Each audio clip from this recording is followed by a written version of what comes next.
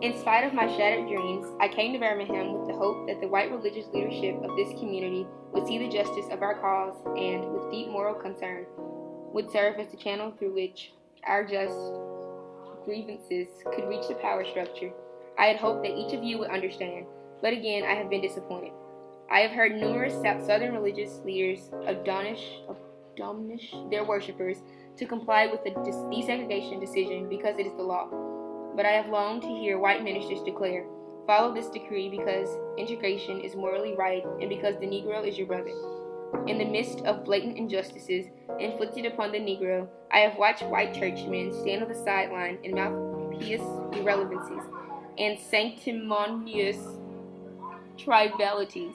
In the midst of a mighty struggle to rid our nation of racial and economic injustice, I have heard many ministers say, those are social issues with which the gospel has no real concern. And I have watched many churches commit themselves to a completely otherworldly religion, which makes a strange, unbiblical distinction between body and soul, between the sacred and the secular. I have traveled the length and breadth of Alabama, Mississippi, and all of the other southern states on sweltering summer days and crisp autumn mornings. I have looked at the South's beautiful churches with their lofty spires pointing heavenward. I have beheld the impressive outlines of her massive religious education buildings. Over and over, I have found myself asking, what kind of people worship here? Who is their God? Where were the voices in the lips of Governor Barnett dripped with words of interposition and nullification? Where were they when Governor Wallace gave a clarion call for defiance and hatred? Which were their voices of support when bruised and weary Negro men and women decided to rise from the dark dungeons of complaints to the bright hills of creative protest?